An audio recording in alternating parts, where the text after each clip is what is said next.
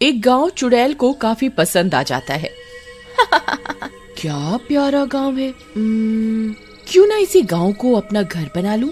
यहाँ तो खाने के लिए भी काफी आदमी मिल जाएंगे। फिर मुझे अपने बच्चे को भी तो ढूंढना है जो कि खो गया था। शायद वो इस गांव में मिल जाए। इस तरह वो चुड़ैल उस गांव में रुक जाती है। उसी गांव में विवेक नाम का एक आदमी अपनी बीवी रूपा और 2 बच्चों चिंकू और पिंकू के साथ रहता था। एक दिन चिंकू स्कूल से आता है और अपनी माँ रूपा से कहता है, माँ मुझे भी कंप्यूटर दिला दो। मेरी क्लास में सबके पास कंप्यूटर है और वो कंप्यूटर के विषय में मुझसे ज्यादा अंक लाते हैं। ठीक है बेटा, रात में तेरे पिताजी आएंगे तो मैं उनसे बात करूंगी। तभी पिंकू बोलता है, माँ इसे YouTube देखना है, कोई पढ़ाई लिखाई नहीं करनी है। वैसे भी इसके जितने भी दोस्तों को जानता हूँ सब कंगले हैं। इस बात पर चिंकू और पिंकू लड़ने लगते हैं। तभी वहाँ विवेक आ जाता है। फिर रूपा विवेक को सारी बात बताती है। देखो बेटा चिंकू, अभी हमारे हालात इतने ठीक नहीं कि मैं तुम्हें कंप्यूटर ला के दे सकूं, लेकिन मैं फिर भी कोशिश करूंगा। ऐसा कहकर विवेक अपने कमरे में चला जाता है और रात में चुड़ैल भी खाने की तलाश में विवेक के घर आ जाती है। आज मेरा पहला शिकार है, इस गांव में मजा आ जाएगा। खूब चबा चबा कर खाऊंगी। वाह, सोचकर ही मुंह में पानी आ गया। क्या रूपा, मेरे बच्चे ने इतने प्यार से कोई चीज मांगी और मैं उसे पूरा नहीं कर सका। मैं अपने बच्चों को क्या जवाब दूंगा, ये सोचकर मुझे रोना आ रहा है। तुम दुखी क्यों हो रहे हो? मैं सुबह चिंकू को समझा दूंगी कि तुम कुछ समय बाद ला दोगे कंप्यूटर। वो बहुत समझदार है और मेरी बात मान जाता है। उन दोनों की बातें बाहर खड़ी चुड़ैल भी सुन रही होती है। तो ये बात है, क्यों ना मैं इसे एक कंप्यूटर दे दूं, फिर तो मजा ही आ जाएगा। इस पूरे गांव में एक भी कंप्यूटर नहीं है। सब कंप्यूटर देखने इसके घर आएंगे तो मैं कई लोगों को मार सकूंगी। अगले दिन सुबह विवेक अपनी बाइक पर जा रहा होता है कि तभी चुड़ैल अपने जादू से रास्ते में एक लैपटॉप गिरा देती है। विवेक की नजर उस पर पड़ती है। विवेक लैपटॉप के पास जाता है और उसे उठा लेता है। अरे वाह, ये तो नया लैपटॉप लगता है। लगता है भगवान ने मेरी सुन ली।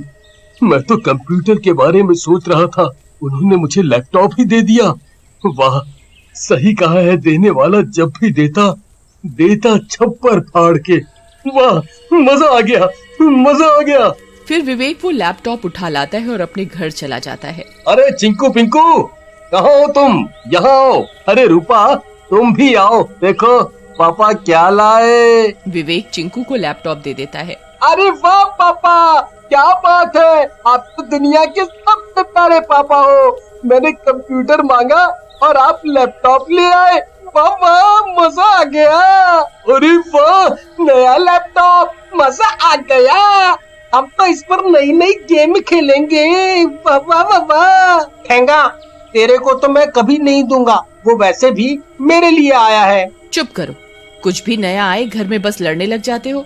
चलो अपने कमरे में लेकर जाओ इसको और दोनों मिलकर पढ़ाई करना इससे। चिंकू और पिंकू अपने कमरे में चले जाते हैं। रात में रूपा और विवेक अपने कमरे में बातें करते हैं। अरे, आपने बताया नहीं, ये लैपटॉप आपको कैसे मिला? आप तो कह रहे थे कि पैसे नहीं है, फिर कैसे लेकर आए इतना महंगा लैपटॉप? सच सच बोलो। अब तुम ही ना सवाल बहुत करती हो। अरे ये मेरे एक दोस्त ने दिया है, उसकी दुकान है और वैसे भी किश्तों में ले लेगा, बस वहीं से लाया हूँ। उधर रात में चिंकू को नींद नहीं आ रही होती। पापा भी क्या चीज है, क्या बढ़िया लैपटॉप लाए हैं। पिंकू की वजह से पहले मैं इसको ढंग से नहीं देख पाया, अब चेक कर लेता हूँ इसको ढंग से। लेकिन जैसे ही चिंकू लैपटॉप को चालू करता है, उसकी स्क्रीन पर उसी चुड़ैल का हंसता हुआ चेहरा आ जाता है। आओ चिंकू, मैं कब से तुम्हारा इंतजार कर रही हूँ। इससे पहले चिंकू कुछ समझ पाता, चुड़ैल उसे लैपटॉप के अंदर खींच लेती है और लैपटॉप भी बंद हो जाता है। अगले दिन पिंकू सोकर उठता है, लेकिन उसे चिंकू कहीं दिखाई नहीं देता। वो बाहर आता है और घर में देखता है, लेकिन पूरे घर में उसे चिंकू कहीं नहीं दिखाई देता। तभी रूपा आ जाती है। अरे पिंकू, क्या ढूंढ रहे हो इधर उधर, क्या हुआ? माँ, मैं चिंकू को ढूंढ रहा हूँ, पता नहीं कहाँ चला गया, मिल ही नहीं रहा। फिर दोनों मिलकर उसे ढूंढते हैं, लेकिन चिंकू उन दोनों को कहीं नहीं मिलता। सुबह से शाम हो जाती है। तभी विवेक भी आ जाता है और रूपा उसे भी पूरी बात बताती है। तूने ही कुछ बोला होगा, नहीं तो वो बेचारा क्यों ऐसे जाता? सब तेरी वजह से हुआ है। तू तो वैसे भी उससे बहुत लड़ता है। अगर चिंकू ना मिला तो तेरी खैर नहीं। ऐसा कहकर विवेक गुस्से में पिंकू को जोर से थप्पड़ मार देता है और उसे उसके कमरे में जाने के लिए बोलता है। पिंकू रोता हुआ अपने कमरे में चला जाता है। तभी पिंकू की नजर उसी लैपटॉप पर पड़ती है। वो भी चिंकू की तरह उसको खोल देता है। खोलते ही चुड़ैल फिर से उसको भी लैपटॉप के अंदर खींच लेती है। मजा आ गया, एक एक कर मैं इसके सब घर वालों को अंदर खींच लेती हूँ, फिर अपने चुड़ैल लोक में ले जाकर मार दूंगी। इन दोनों बच्चों की बलि दे दूंगी। इधर लैपटॉप के अंदर दोनों चिंकू और पिंकू कैद हो जाते हैं। उधर अगले दिन सुबह पिंकू को कमरे में ना पाकर, तुम ज्यादा चाचा चौधरी बन रहे थे ना, अब मेरे दोनों बच्चे खो गए हैं। अब बताओ मैं उन्हें कहाँ ढूंढूं? बोलो, तुम्हारी डांट की वजह से ही मेरे दोनों बच्चे खो गए हैं। अब जाओ और उन्हें ढूंढ कर ले आओ, जाओ। विवेक रूपा को गुस्से में देखकर कुछ नहीं बोलता और चुपचाप पिंकू को ढूंढने बाहर चला जाता है और रात को घर वापस आता है। रूपा चिंकू पिंकू के कमरे में बैठी होती है।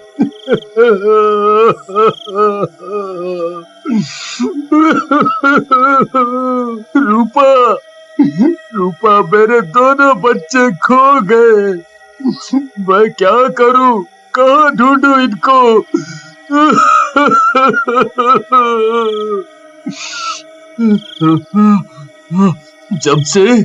जब से ये मनहूस लैपटॉप घर में आया है, तभी से मेरे बच्चे गायब हैं।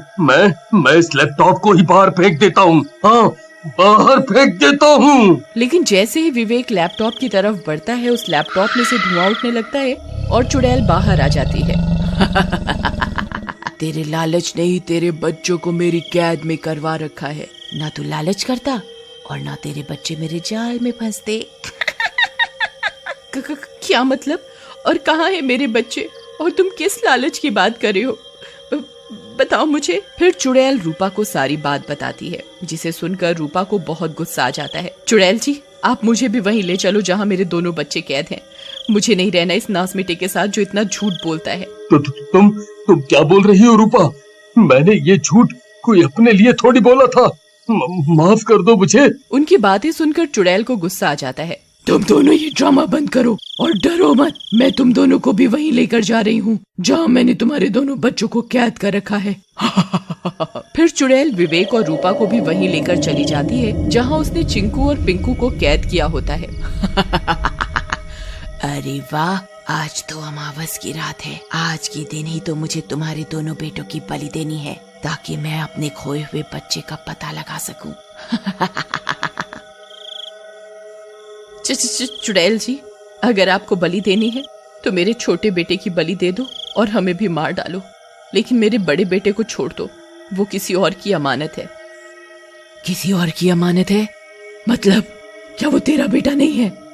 नहीं, वो मेरा बेटा नहीं है।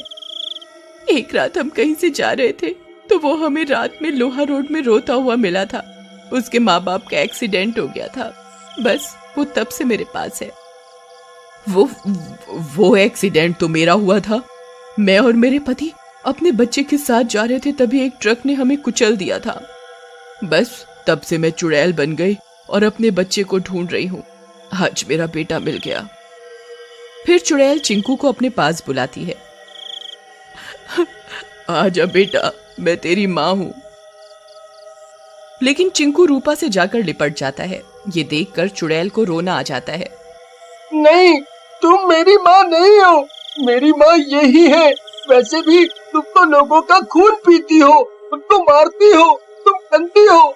नहीं नहीं नहीं, मेरी माँ यही है। आज से चिंकू आपका ही बच्चा है रूपा बहन, इसका ख्याल रखना। मैं भी इस दुनिया को छोड़कर जा रही हूँ। ऐसा कहकर चुड़ैल वहाँ से गायब हो जाती है और वो चारों अपने घर चले जाते हैं।